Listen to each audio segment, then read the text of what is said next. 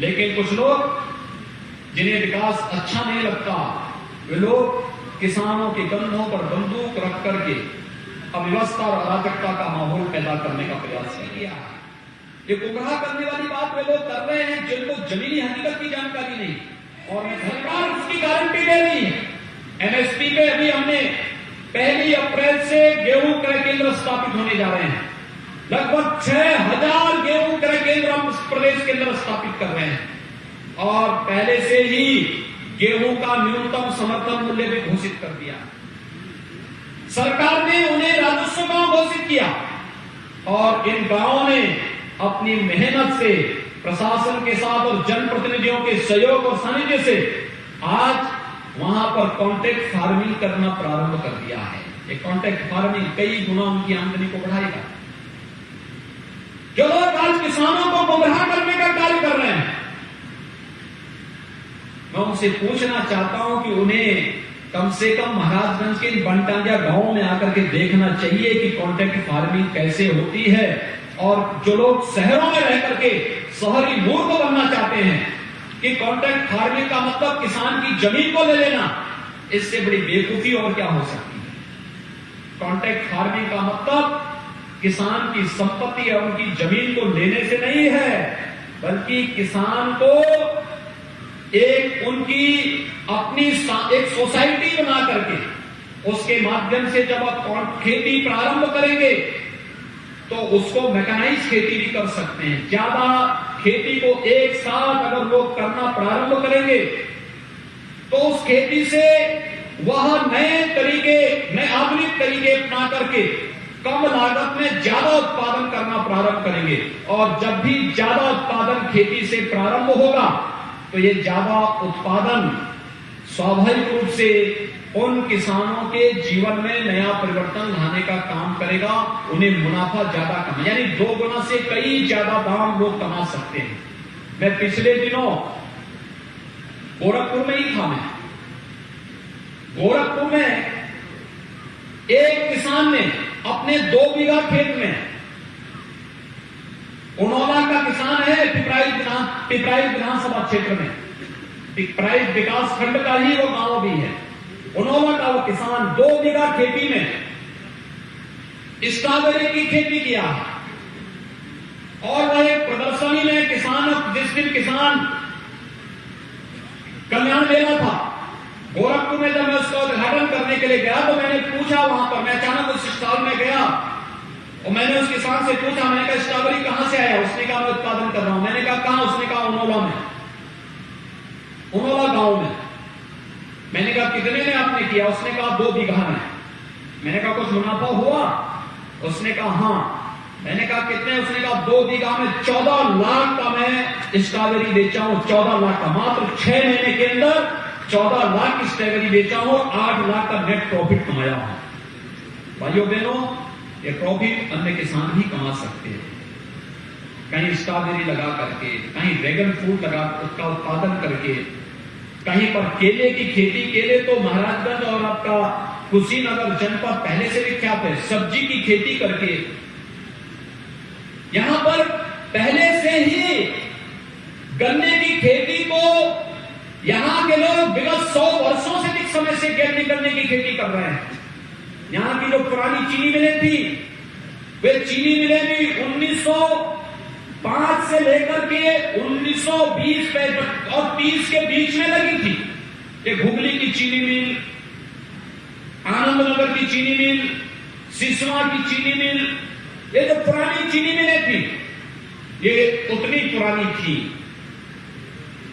इसका मतलब गन्ने की खेती उससे पहले से थी, और गन्ने की खेती के माध्यम से उत्पादन, अधिक मुनाफा कमाना यहां के किसान पहले से करते थे। आज कॉन्ट्रैक्ट फार्मिंग का जो कानून है, वह प्रधानमंत्री जी ने बार बार कहा है, वह एक विकल्प है, बाध्यता नहीं। किसान को लगता है उसे लाभ मिलेगा तो करे, नहीं लगता तो किसान कतई किसी के साथ कॉन्ट्रैक्ट न करे, उस पर निर्भर करेगा। लेकिन कुछ लोग जिन्हें विकास अच्छा नहीं लगता, वे लोग किसानों के कंधों पर बंदूक रख करके अव्यवस्था और अराजकता का माहौल पैदा करने का प्रयास कर रहे हैं। हम लोग लोगों ने पिछले वर्ष धान का क्रय किया था 52 लाख मीट्रिक टन,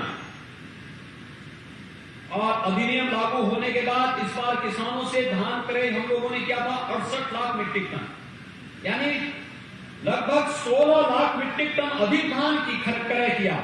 एमएसपी किसान के खाते में दिया। कहा जा रहा है कि मंडियां बंद हो जाएंगी। मंडियां तो बढ़ रही है। आज भी हमने एक मंडी का शिलान्यास किया, महाराजगंज जिले में भी किया। ये गुमराह करने वाली बात वे लोग कर रहे हैं जिनको जमीनी हकीकत की जानकारी नहीं। और मैं धन्यवाद दूंगा महाराजगंज जनपद के सभी किसानों को, जिन किसान बंधुओं ने गुमराह हुए बगैर अपनी खेती की उन्नत खेती की तरफ ध्यान देकर के महाराजगंज जनपद के अंदर हर एक नागरिक के जीवन में खुशहाली लाने का काम किया और किसान आंदोलन से अपने आप को दूर रखा कि नहीं, हमें इस प्रकार के किसी भी गुमराह हुए आंदोलन को जो अव्यवस्था और अराजकता का कारण बनेगा, हम इसमें समर्थन नहीं करेंगे। इस संकल्प के साथ जो लोग आगे बढ़े। एमएसपी सरकार उसकी गारंटी दे रही है। एमएसपी पे अभी हमने 1 अप्रैल से गेहूं क्रय केंद्र स्थापित होने जा रहे हैं। लगभग 6000 गेहूं क्रय केंद्र हम प्रदेश के अंदर स्थापित कर रहे हैं और पहले से ही गेहूं का न्यूनतम समर्थन मूल्य भी घोषित कर दिया है। ये किसान पर निर्भर करता है कि अगर न्यूनतम समर्थन मूल्य से भी कम किसान को बाजार में मिलता है तो किसान स्वतंत्र होगा कि बाजार में अपना उपज देकर के कहां से ज्यादा मुनाफा कमा सकता है।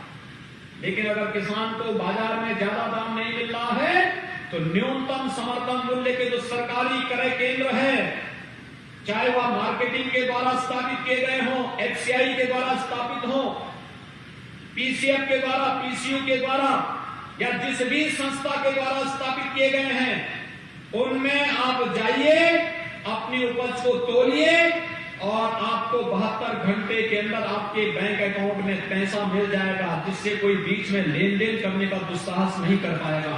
न्यूनतम समर्थन मूल्य तो सरकार किसानों को दे ही रही है, फिर ये गुमराह करने का कार्य क्यों? ये वही लोग हैं जिन्हें विकास अच्छा नहीं लगता है। आज तो देश के अंदर हाईवे बन रहे हैं, रेलवे की लाइन बिछ रही है, एम्स बन रहा है, आईआईटी बन रहे हैं, आईआईएम बन रहे हैं। आपने देखा होगा गोरखपुर का एम्स बनकर के तैयार हो गया है। गोरखपुर में फर्टिलाइजर कारखाना जो 26 वर्ष पहले बंद हो चुका था, फिर से जुलाई माह के बाद फिर से धुआं उगलता हुआ दिखाई देगा। यहाँ के नौजवानों को नौकरी भी देगा, किसानों को सस्ते में अच्छी खाद भी उपलब्ध करवाएगा।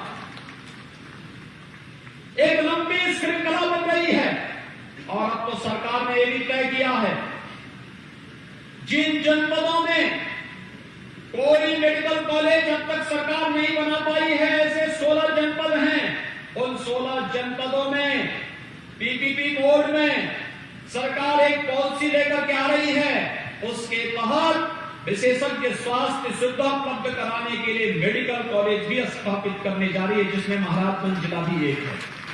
भाइयों बहनों, ये प्रत्येक नागरिक के जीवन में बेहतर सुविधा उपलब्ध कराने की सरकार की मंशा का हिस्सा है और मैं यहाँ के जनप्रतिनिधियों को हृदय से धन्यवाद दूंगा कि उनके द्वारा विकास कार्यों में रुचि ली जाती है।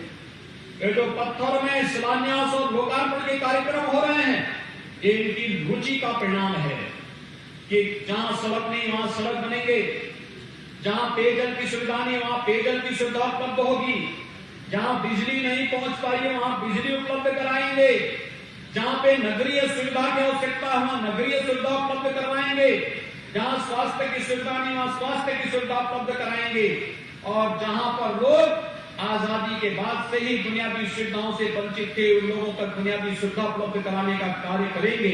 यह कार्य बखूबी आज आपके महाराजगंज जनपद में भी हर एक जगह उपलब्ध करवाने का कार्य किया जा रहा है।